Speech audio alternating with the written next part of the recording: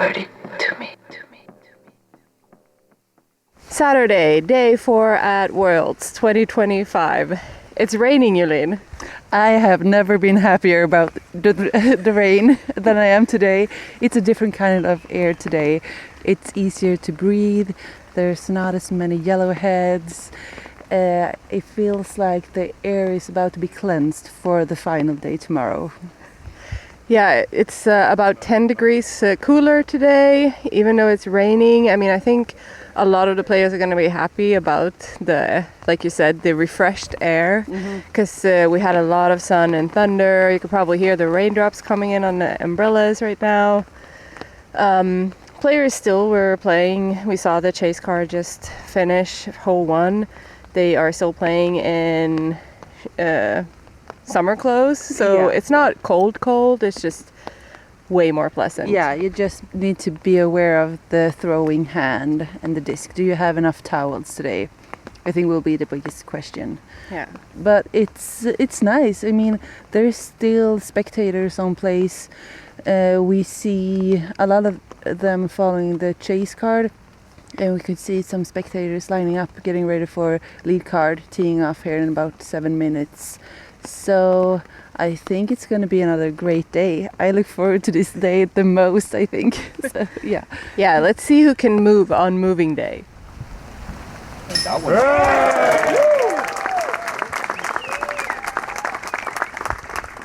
Ida Lehtomäki getting her second birdie and taking a 3-stroke lead. And you can hear how excited the crowd is. Okay, so we're here at hole 4. The lead car has just teed off, and it's happened quite a bit on the leaderboard so far.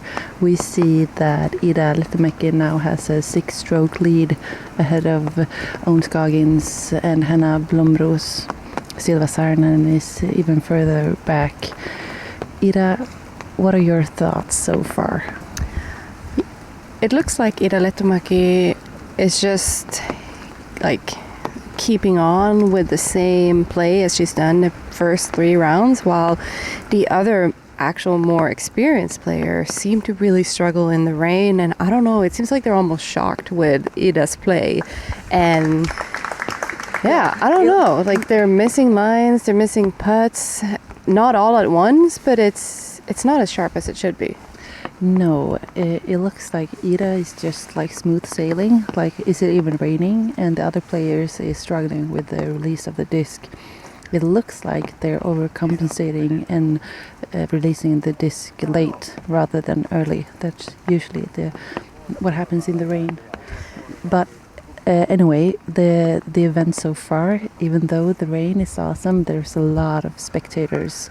The Finns and everyone who's traveled here are excited to see the Worlds here on moving day. We were excited about the rain as we got to the beach today, but now the wind is picking up. The rain just keeps coming down. It feels like it's a few degrees even colder. Are you still excited about the rain, Jolene? Yes, I am. I'm more excited now than being in the heat. It's been so many days and so many weeks, really, with the humidity that we're not used to here in Europe and especially Sweden. So I'm still excited, but I'm feeling a bit for the players. Must be hard to play moving day here in these conditions. Okay, so Ida, we just left hole 8, and we were talking about, we're seeing a state of flow from Ida Lehtomäki here that we've seen some players done before, and it's awesome to be on place, and what a wonderful time for Ida to make this happen. What are your thoughts on going forward on the course? I have constant goosebumps. Lehtomäki just parked hole 8. She looks so unbothered. She has a lead by 9 strokes right now. There's a lot of holes left, a lot of difficult holes, but oh my god. What's going to happen? It's so exciting. And I mean, just talking to her yesterday, and she was like, I never played this well for such a long time. I can imagine what's going through her mind right now. Yeah, I hope she just doesn't think at all and just live in it. Yeah, enjoy. Owen and Hannah just got bogeys, so Ida Lehtomäki now in 11-stroke lead after 10 holes on round 4 of the World Championship. Crazy.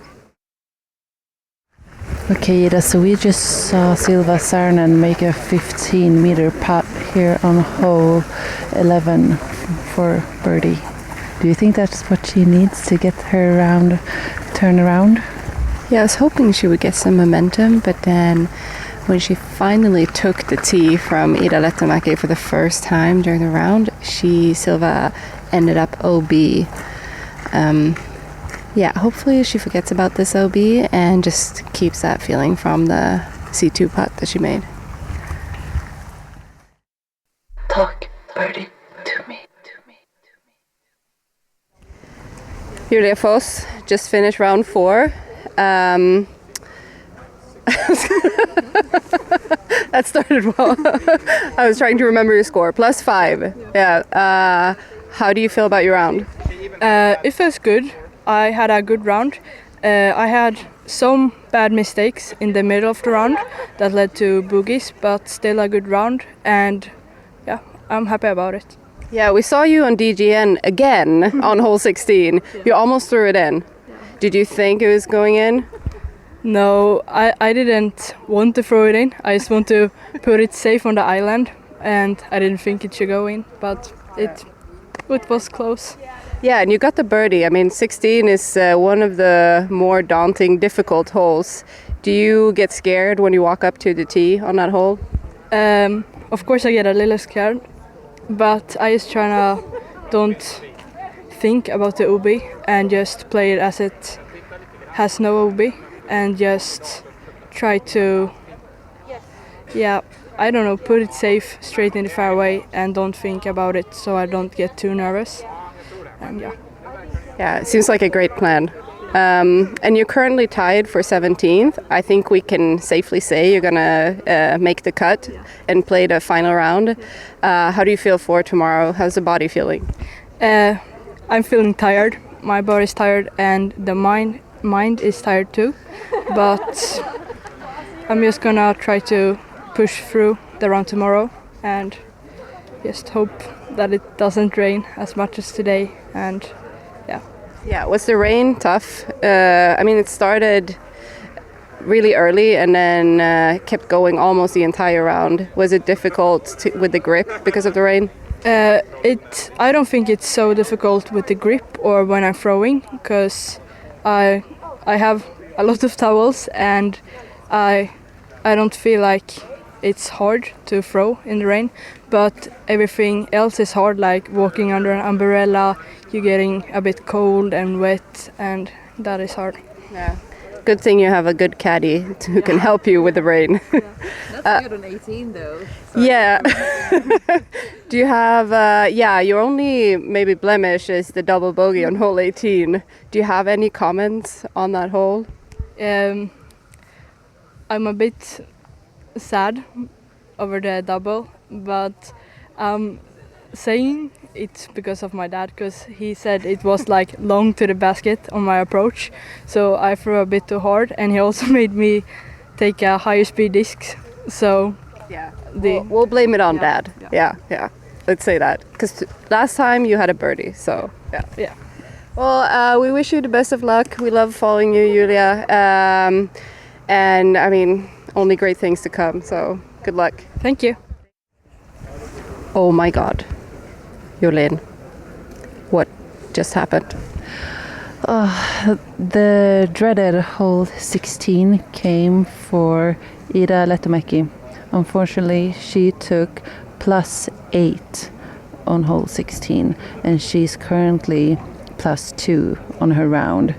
So, and in total -8. She still has the lead, but now it's a 2-stroke lead instead of a 12-stroke lead. Yeah, all of a sudden it's exciting again. It felt like almost like the tournament was finished. But now, as you said, Hannah Blomroos just took an eagle, and is only 2 strokes back, and Onsgagens is 1 stroke back of Henna. So, I mean, it feels like anything can happen. And now I can see that Evelina Salonen is parked for eagle on hole 18. So, I mean, she's going to take 2 strokes and probably play a lead card tomorrow. This is a really exciting finishing here on this round 4 at Worlds.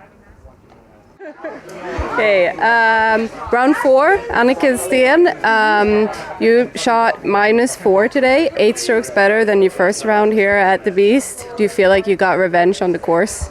Yes, and that has a lot to do with how I felt on hole 16 today. I went OB on the second, like the layup shot, but I was like, okay, I can go for it from there, or I can play smart, like lay up again, because I know I have, like, I should make the island 10 out of 10. It's not that far, right? So I trusted myself and I made the island after a second layup, and I was really happy about that. So that was my revenge feeling.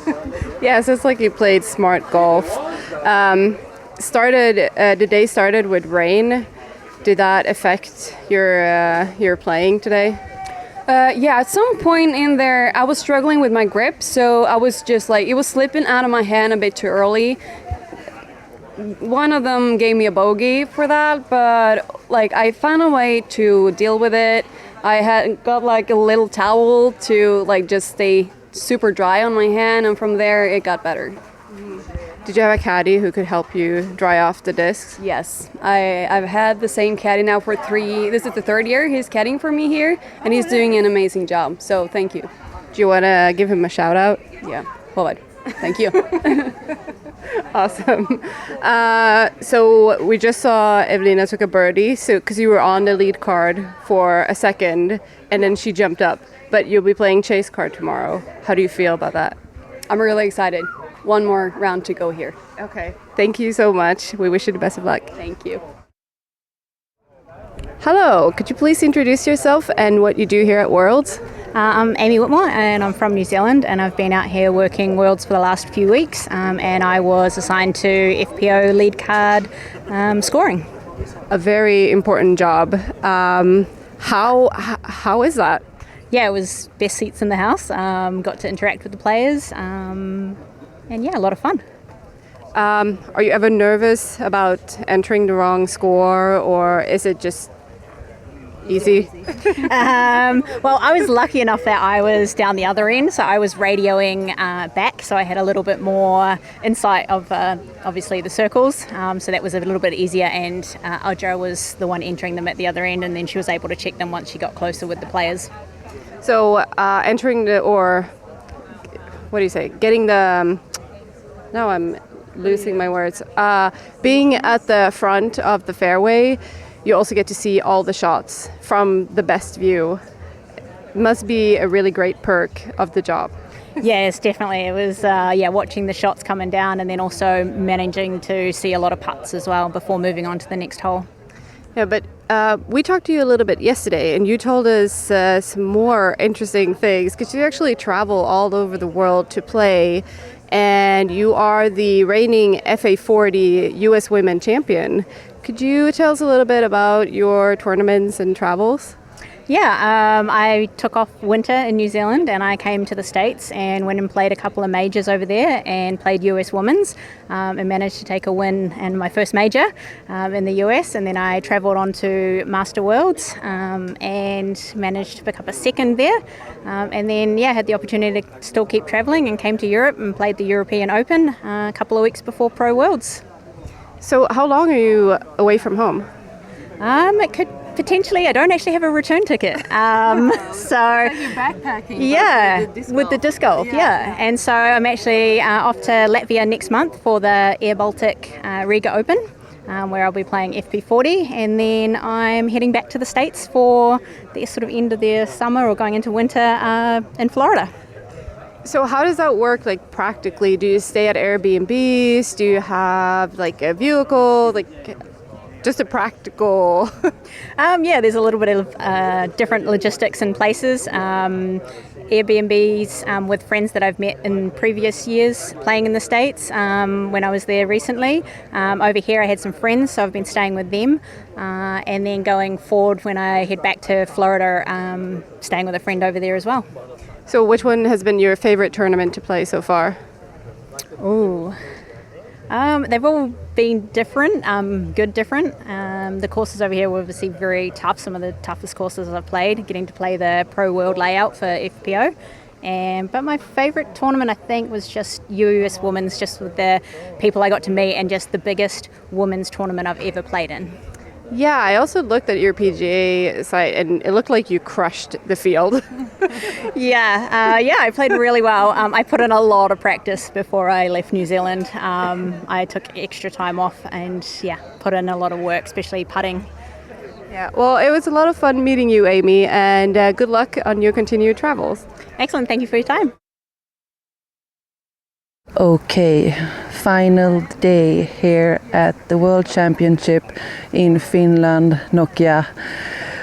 Ida, what are the vibes on the course so far? So far, it's pretty calm. Now, Christian is walking by us, making faces. It's still pretty calm. I mean, we can hear the crowd from the lead card just teed off, but there's a lot of tension in the air, I would say. We saw 3 out of 4 players ending up in the circle from the lead card. 2 missed putts, 1 made. It's going to be an interesting day for sure. Yeah, and the weather is perfect today. The sun is out, but the humidity is not up as much as it's been during this competition. And the wind is down. I mean, we're going to enjoy ourselves all the day, and I hope the players will do as well. We've been following our young pride and joy, Julia Fors, for a couple of holes here. So now we're standing by the basket at hole 8 and waiting for the lead card to come here to hole 2 and 3. Yeah, and as we're saying that, I see that Ida Lehtomäki also missed her comeback putt on hole 1 and actually got a bogey on her first hole, which means that Henna and Ida are now tied for the lead. So just like I said before, it's going to be an interesting one. Yeah, let's do this. Final day is giving us the disc golf we wanted. Yeah, it is. I mean, we are seeing great shots, great putts, and especially the crowd and the crowd controller as well just makes the vibe even more vibrant. Yeah, we're only 3 holes in. We've seen C2 putts, like drives that like blows your mind. I don't know. Yeah. There's everything. Yeah. And we see chase card definitely chasing. As we're following the lead card, we can see that things are happening on the chase card. We have Anniken now in 3rd place. She just got a birdie from 16 meters on hole 11 and is currently -5. What else is going on, Jolene? Well, on the same card we have Ella Hansen, and through 11 holes she has put together 9 down so far. She was putting for birdie from 6 meters, so if she can keep this up, I mean, she's have a chance to put herself on the podium maybe. Okay, she's a few strokes back, but still, just being, I mean, we saw yesterday Ida Lehtomäki being in this state of flow, and now Ella, and this is just an awesome time for this to come, the state of flow. Yeah, and on hole 8, Henna Blomros just took a birdie from 6 meters, great putt, and is now leading with 2 strokes over Ida Lehtomäki. Ida, a little bit not as magical as before. She's not making big mistakes, but not really getting the putt in there, kind of tickling the chains, and her lines are good, but maybe not as fantastic as yesterday. No, And on the same card, we had Owen Scoggins, who just took a birdie from 12 meters. So she's pick it up. We are entertained.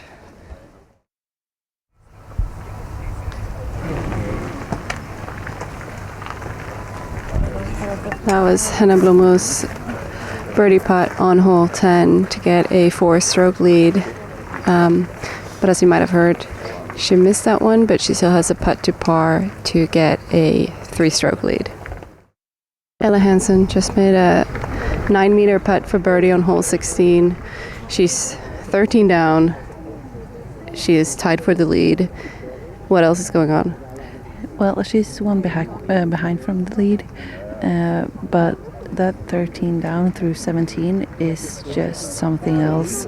We have just seen Ida Lehtomäki make 2 birdies in a row. Maybe that will keep, momentum for the last 3 holes here. And did you mention that Henna just threw OB? No, but she did here on 16, so let's see how it plays out. Own 3rd shot on hole 18.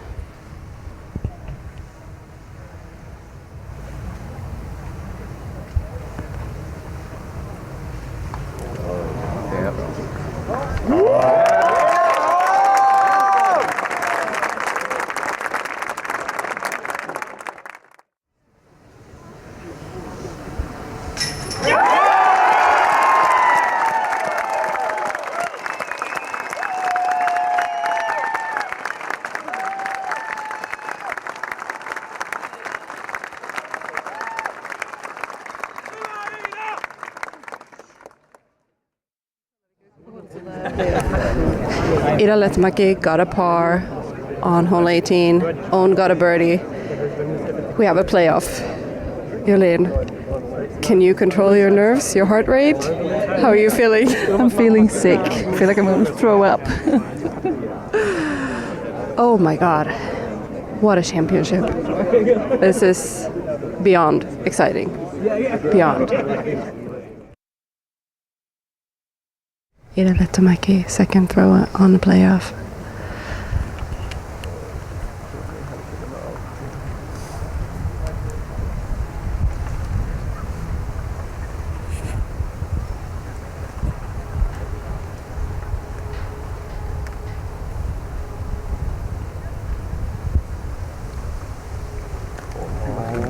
It's good, it's good. Stay on, it's good. Full left.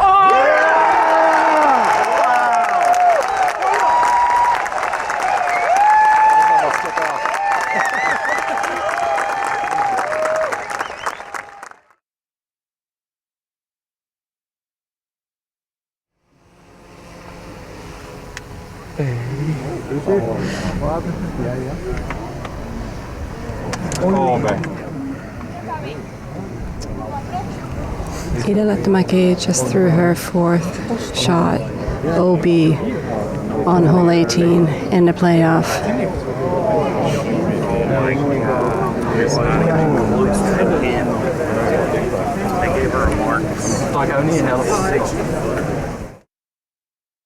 Owen Scoggins for the World Championship.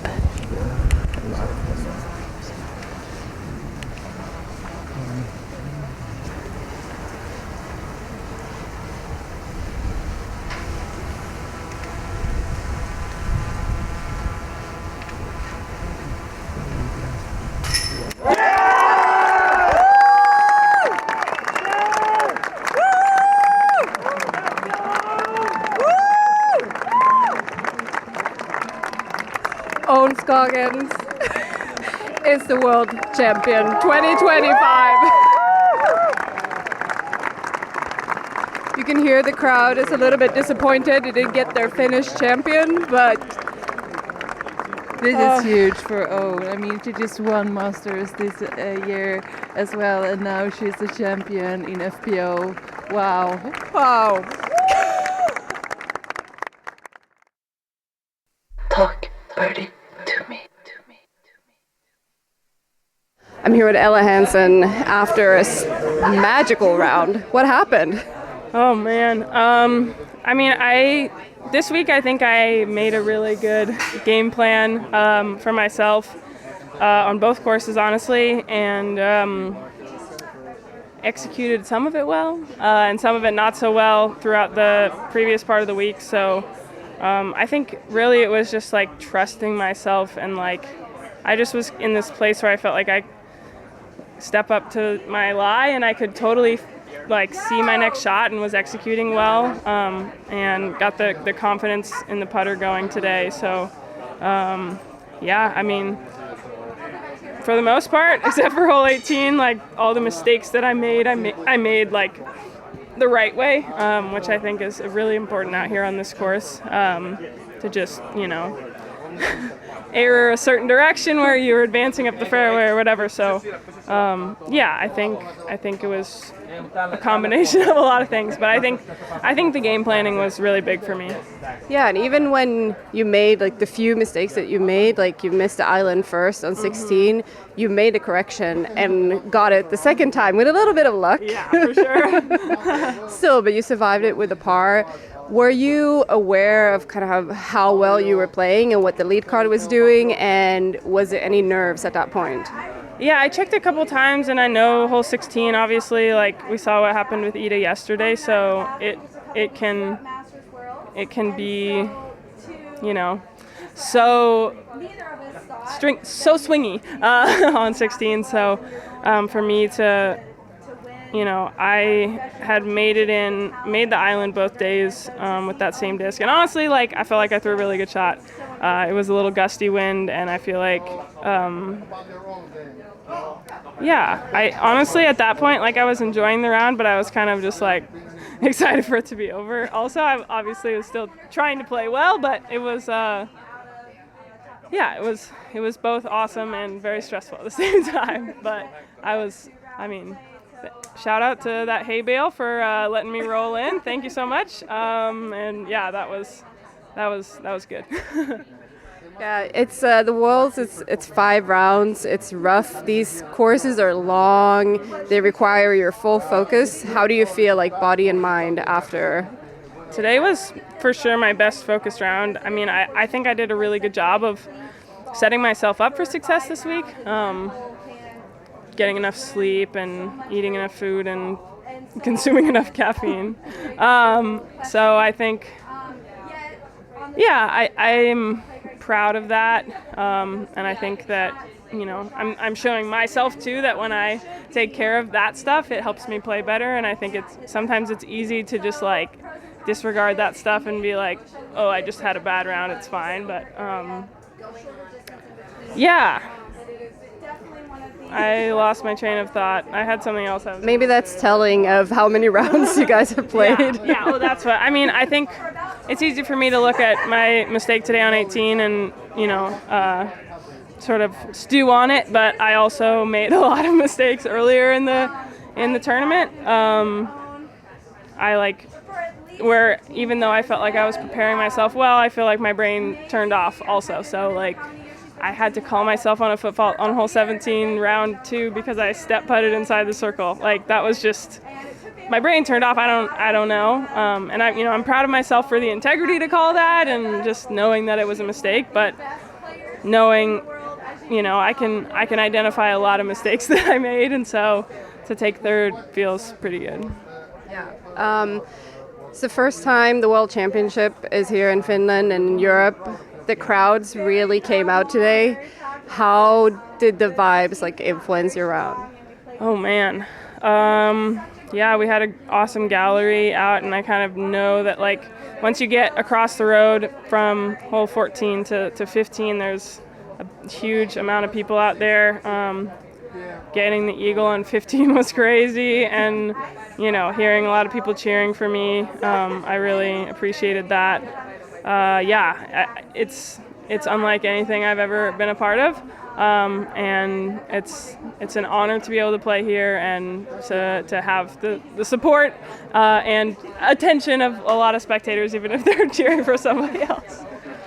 there were a lot of them cheering for you. Yeah. We heard that. Yeah.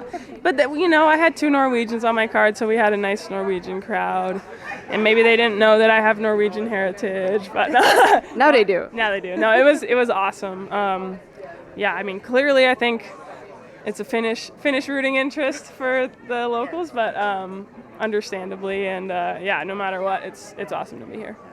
Congratulations on an amazing round. We think you're kind of robbed in the rating, but still, and congratulations to the podium finish. Thank you so much. Appreciate it. We're in the media booth, and we found Josh Mansfield from the Upshot. What a crazy round. Yeah, oh man, it was an incredible round, and it's fitting for a tournament of this size, of this nature, of the historic nature of having Worlds in Europe, that we have a finish like this. It would have been disappointing, honestly, if it was a runaway, and so I think it's only fitting that we have the kind of drama that we did.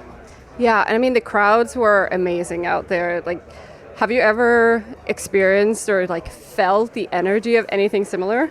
Not in disc golf. In other professional sporting events, yes. And I think that's the comparison that's just so important. I was talking with one of the workers who had no affiliation with disc golf prior to this weekend, and she said this feels like a real sporting event. Like I would pay money to come watch this kind of event. It was exciting, it was electric, it was fun, and that crowd was phenomenal.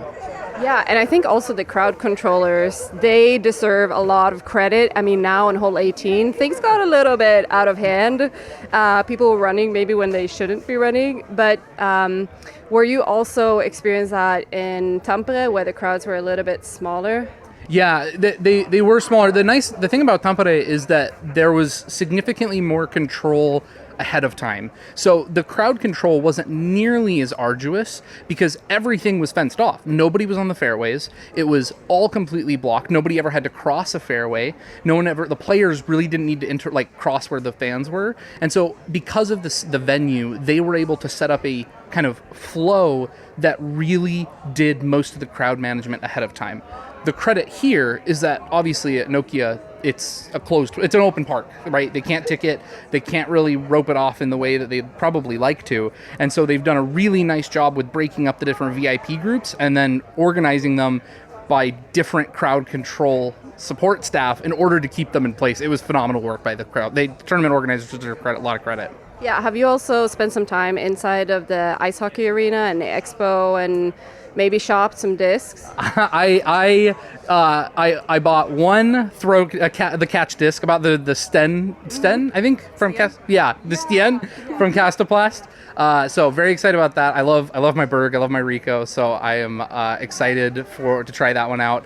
But I love the idea of an expo that's so close to hole 1, 10 meters away. You can go from the expo to hole 1. It's a perfect blend of different events in order to get that kind of traction, and I think it's a really nice pairing for those disc golf vendors to be able to have that at an event like Worlds with the tens of maybe 10,000 people that we're going to see today.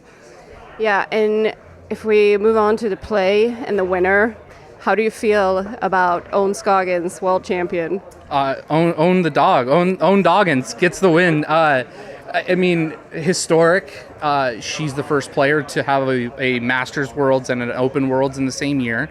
She is 5-time reigning Master World Champion and now gets to add this to it. It really feels like just like a feather in one of many feathers, but one that really is deserved. You look at Owen and the impact she has on the sport, and she radiates beyond her play. It's the emotion, the relationships that she has with players, the engagements with the fans. I mean, that's the kind of player that's going to continue to push disc golf forward because she's so beloved. She will bring people out and bring them out to come to tournaments. And so for her to get a world championship it's so well deserved. Yeah, it truly is. I mean, we barely could hold it together when she made that last putt. It's emotional. It is, and I think I started the recorder right after, and I think people are going to hear it on our voices that... Yeah. Anybody, it was a special moment. It is. Anybody who follows the FPO game has to have an appreciation, love of Owen, and just be really ecstatic for her to get this win. Mm-hmm. Well, thank you so much for giving some of your time. Yeah, absolutely. Thanks for having me. It was a lot of fun. From top competition to the new players, From supporting women to funding new courses, PDGA Europe is much more than competition. Visit pdga.com/join and grow the sport. PDGA Europe. You have been a veteran player for quite a while. You have won titles on tour. You've won Pro World Championships in protected divisions. Here you are winning a Pro World Championship, but you've seen the division grow. You've seen the competition excel. What is your secret to today? Only practicing. That's my secret. Well, it's not secret anymore. I practice almost every day, even after the tournament done. You know, most of people probably take Monday off. No, I go to the course next Monday. No matter lose or win, I go to the next day, practice. Sometimes I'm not even take a day off for like a month, you know. So putting every day, 200 putt every day, sometimes even a little bit more. I'm working so hard, whatever I can achieve my goal. I know I'm not throwing far, but whatever is gonna make me better in my game, so I do it all. So yeah. How can you describe how you feel right now? Man, I cry again and again. I cannot count how many times I cry already. I just couldn't believe it. It's just I have to pinch my like, is it real? It's amazing. I never have this feeling before. This is my first time, and I came here. I don't think I'm gonna win. I'm be honest. I don't think I'm gonna win. I think I come here for like top 15. If I make top 15, I'll be super happy. This morning I woke up, I talked with my husband. I don't think I can win. Justin was like, you never know, anything can happen. I said, man, 4-stroke though. He said, anything can happen. And I still not believe myself this morning, to be honest. But, well, good surprise.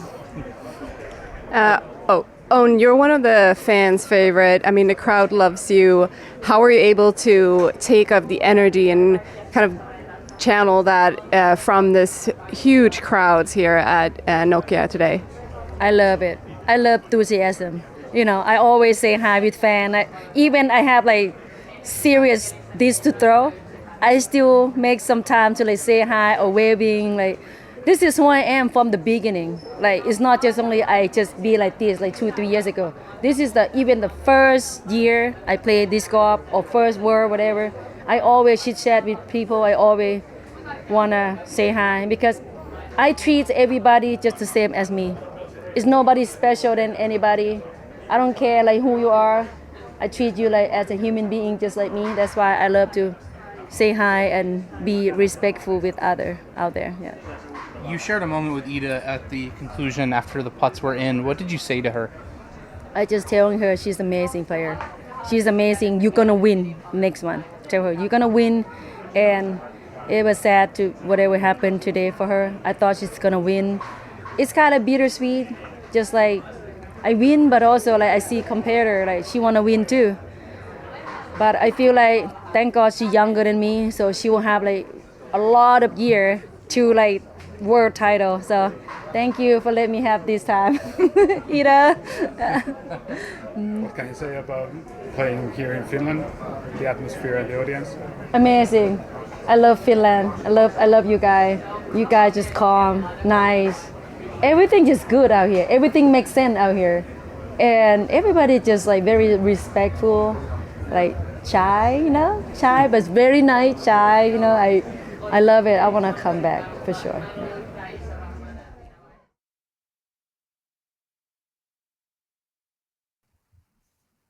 Okay, Ida. So we're back in Sweden, here in Malmö. We just came home from Worlds yesterday, and we're here to wrap up this episode that we've been recording for 2 days while we were at Worlds. So where do we start? Yeah, where do we start? We had a fantastic finish with the playoff with Owen Scoggins and Ida Lehtomäki. You really couldn't draw it up any better. having one of the youngest versus one of the older players in the field, and just having like watching Own taking it down, even though it felt like a little bit of an anticlimax because of the crowd cheering so much for Ida. It was still, I mean, it was fantastic to see her win, and she's so well deserving of this title. And yeah, it was such a joy to just see her get her first FPO world title. Yeah. It's I mean, we're podcasters. We're here to describe things, but it's hard to describe like the feeling on the, I would say, like probably last 3 holes on the last round in the final day. It was so nerve-wracking, and I can only imagine what the players were going through. And it was, I mean, we were happy for either one of them to win, but as you say, the crowd really like hoped for Ida, and you can surely understand why. I mean, such a young talent performing so well in front of her home crowd. That was really special. At the same time, Own's performance, like when we talked to her after, it was the 3rd day, I think she was talking about, you know, going back to the beast and not having the distance and competing to these other young players who has a lot of distance, and just watching her playing -5, and just like we've seen her through the years, like being really stable and just hitting her lines and hitting the putts as well. Yeah. And that gave her the world title. It was, I get chills now just saying it. It was awesome. Yeah, I mean, it's interesting because last year Evelina Salonen won because she was such a good thrower, and she won with her drives. And then this year, Own really won with her putting and her accuracy. She was 100% from C1X in her last round, 7 out of 7, and she hit 6 out of 9 in C2. 6 out of 9. Wow. Yeah. I mean, that is incredible. So even though in her 4th round she was not really playing her best, she played +5. And I don't know if she thought she was out of it, but she was definitely like a bit back from, I think, what she was hoping for. But she never, in that final round, she started off really hot, and then she just never gave up, even though at some points during the round it felt like things were kind of going not her way. She hit some trees. She didn't really, I don't know, get the throw as she wanted. But then as soon as she like could see the basket, it was in. Like it didn't really matter where it was. She had an amazing scramble. I think it was on hole 12. Was it for the birdie or for the par? No, she had I think it's hole 14. 14. That was for the par, but yeah, that was a fantastic save. Yeah.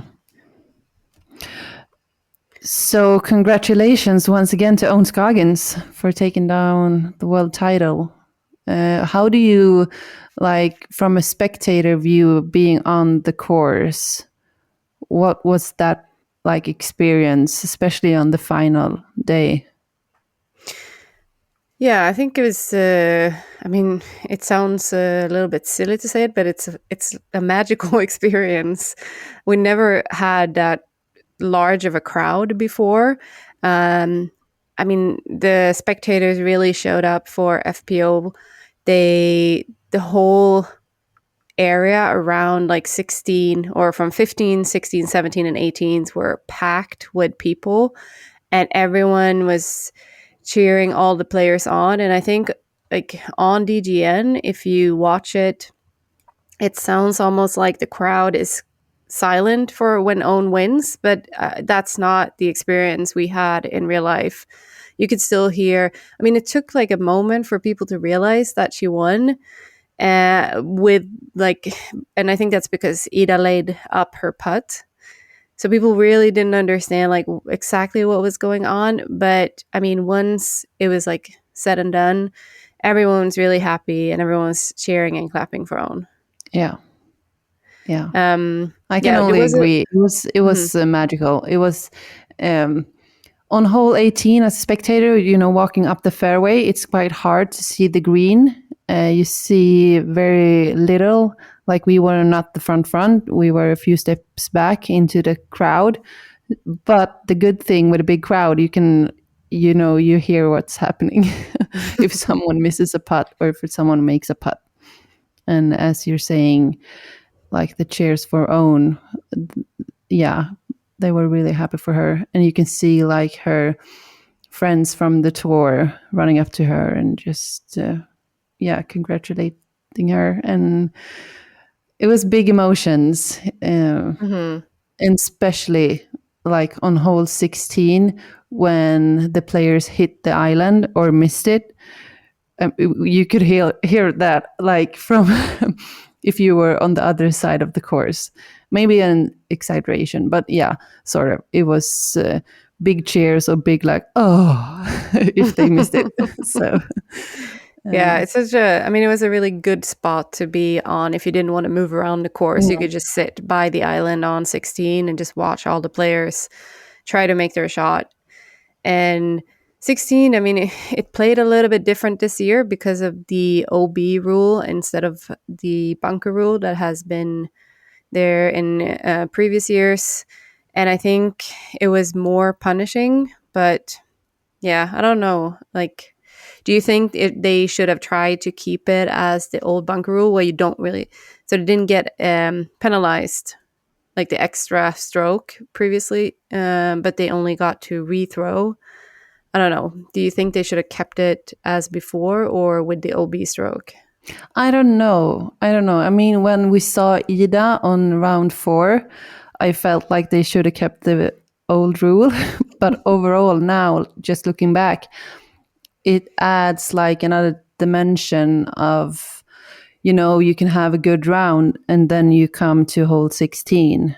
And we like that kind of things in disc golf. Like, it's not over until it's over. And that hole really like made the players considerate what they want to do there. So, we saw Hannah miss the island, and that was it for her.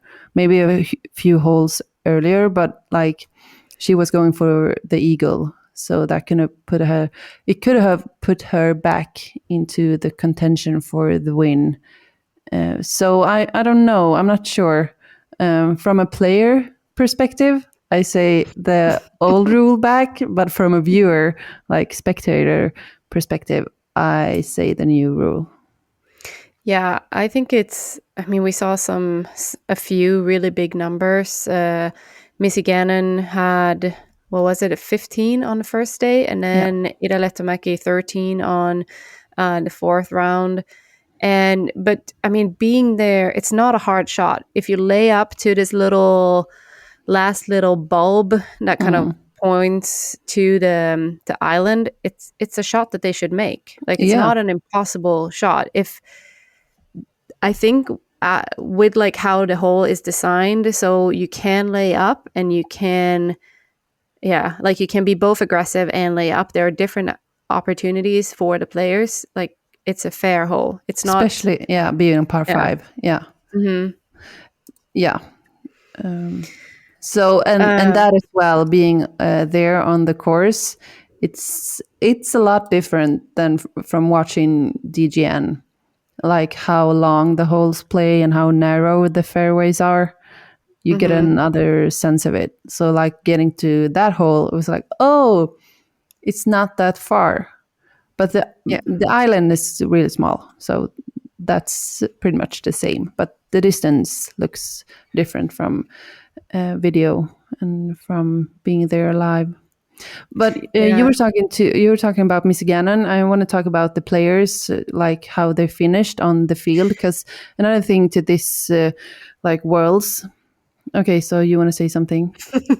Just before we leave Own and Ida, I just because there was a lot of talk on the internet after the playoff why Ida laid up her last putt. So I just wanted to touch on that. And we know that, so just so that there isn't any confusion, Ida chose to lay up that putt on the playoff hole because she didn't think that there was a big enough chance for her to make it. She thought that the chance of Own maybe missing her putt was bigger than if she would make it. It wasn't, I think it looked a little bit shorter when you watched the coverage, but being there, it was a pretty long putt. I mean, it's like edge of C2, and it was uphill, and it was a headwind, and the wind was a little bit gusty, so it was already a difficult putt. But then Ida also hadn't had a great week or a week with C2 putting. She only made 2 out of 17 for the whole tournament.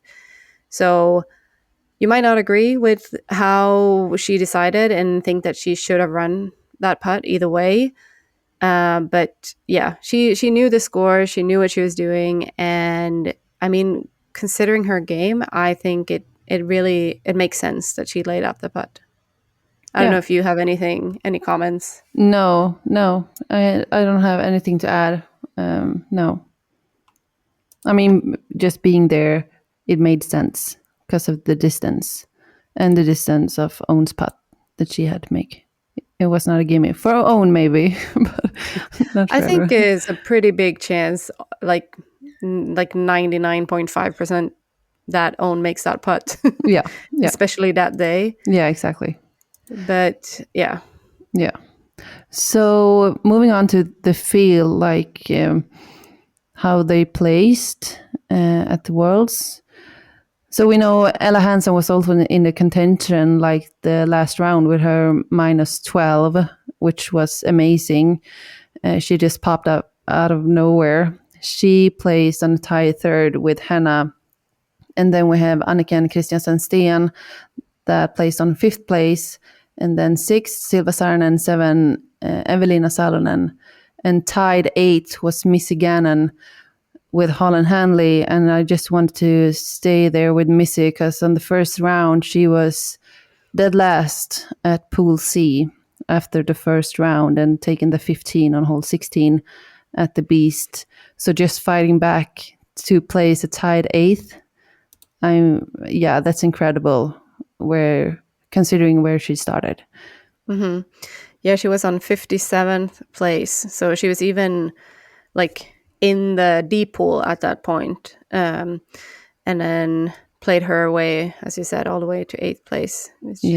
That was, awesome from her. And also, I mean, we talked about this once it announced, but Kristin Lett DNF'd after round 3.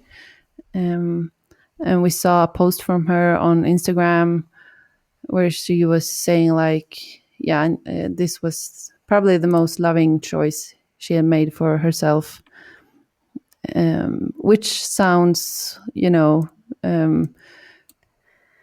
as we thought, kind of. Mm-hmm. It was a good choice for her, and we can see now on Instagram that she's in China preparing for World Games. Yeah.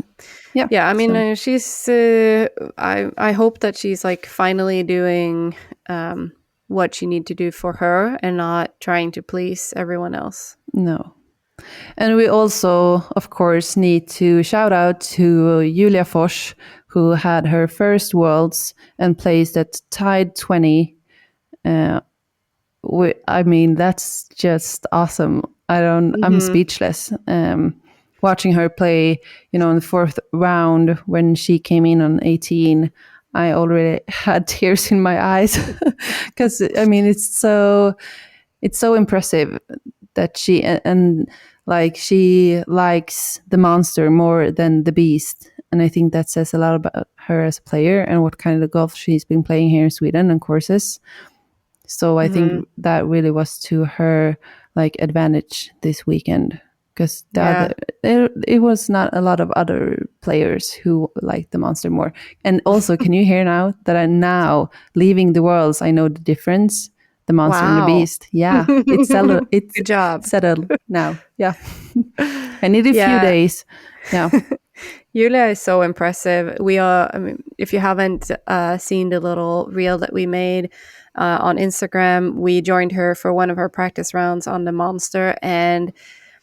Yeah, playing with her a few times and watching her play over the last year, her growth is just so impressive.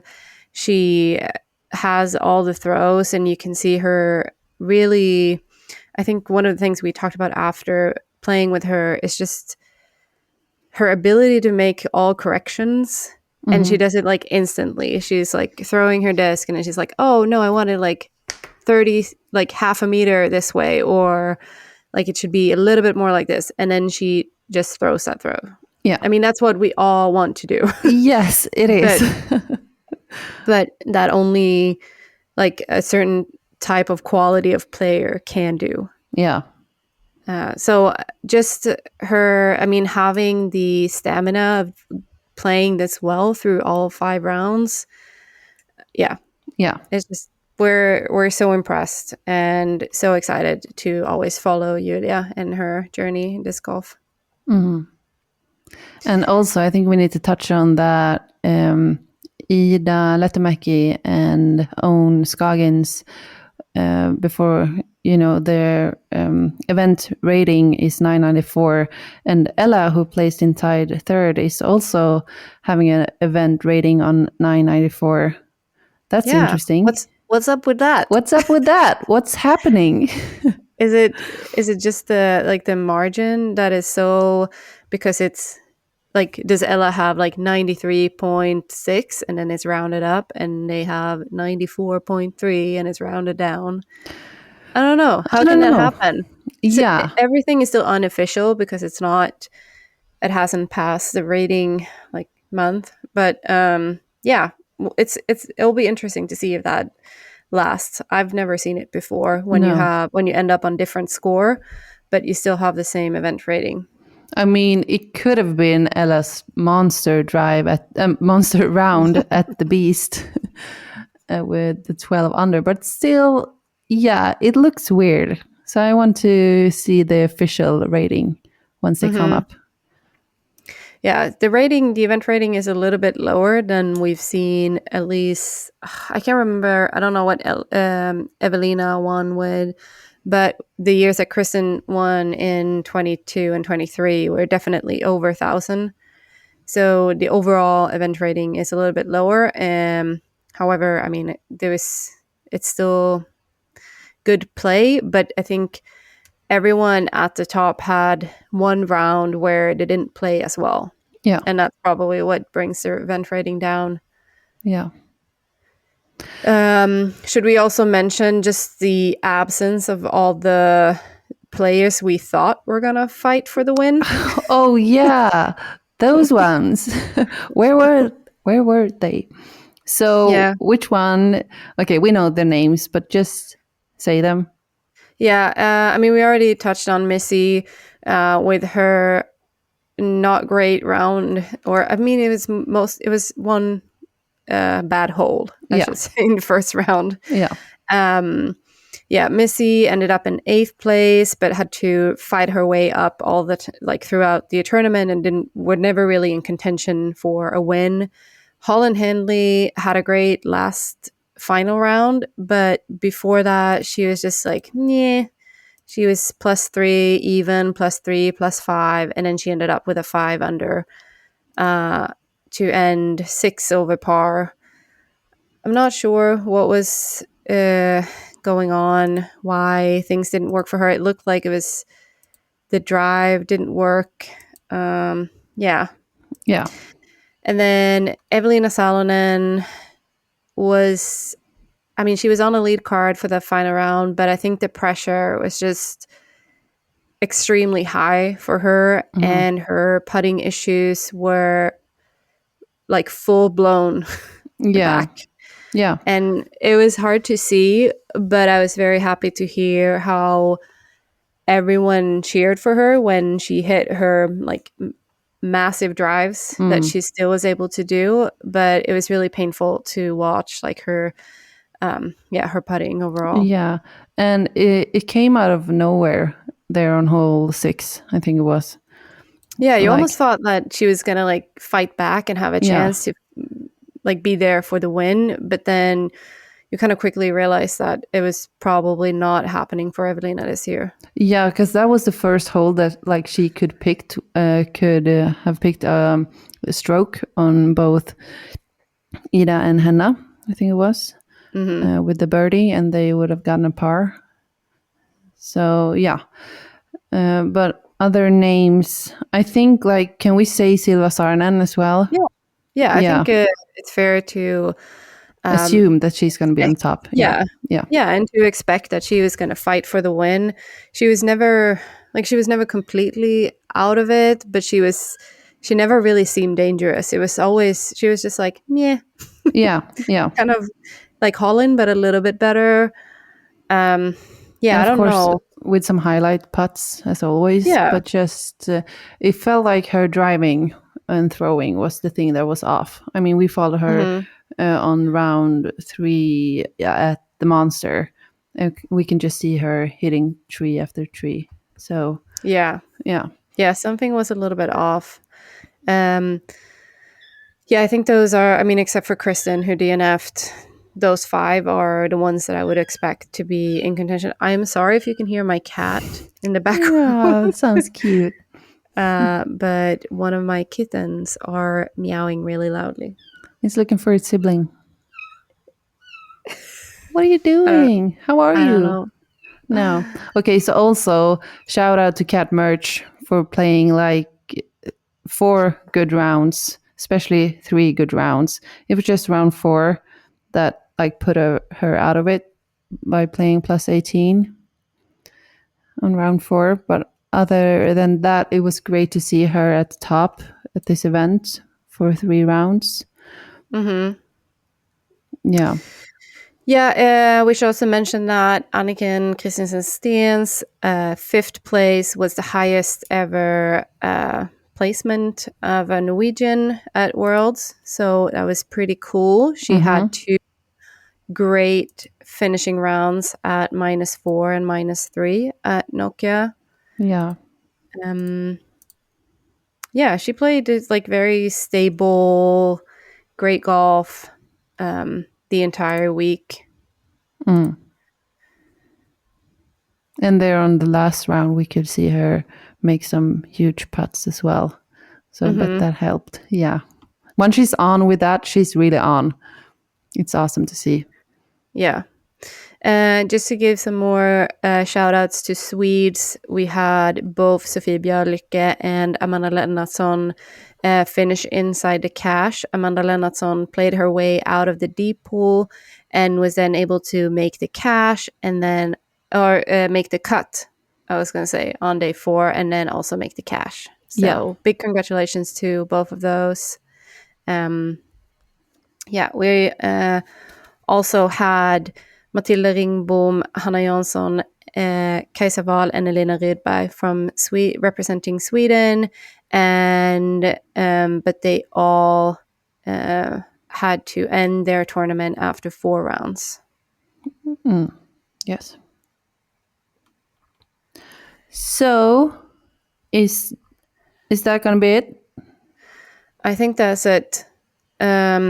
We have had disc golf overload the last week. So because of that, we are going to take a little bit of a break and we're going to have 2 weeks off, I think. So the next tournament that is happening now is Turku Open in Finland. It's it's pretty sparsely attended. There are a lot of pros either traveling back to the US or taking some time off. There's also World Games going on in China. If you want to watch that, it's going to be aired live. I know that Brian Earhart is the color commentator. I don't know who's doing the play-by-play, but if you, I don't know, it's like a World Game app. Blah blah blah. There's a website. I'm sure you can find it. Yeah, there's an app. Go to Brian Earhart's Instagram. He'll help you. Yeah. He's posted it today. Perfect. Yeah. So and then I think it's the next big tournament in the US is Ledgestone. Yeah. So probably we'll be back for that. We'll see. We'll see. Yeah. Yeah. We just need a little bit of a break, but we'll be back. Yes. We will. We will see you all. This has been great. So thank you all for listening. Thank you to the World's event. I mean, the staff, the volunteers, everyone who made it that great of an event that it was. And thank you to Pontus. That is our, what do you say in English? Producer, editor. I wanted to say cutter. Yeah, and of course, a big thank you to PDJ Europe Women, who is supporting this podcast.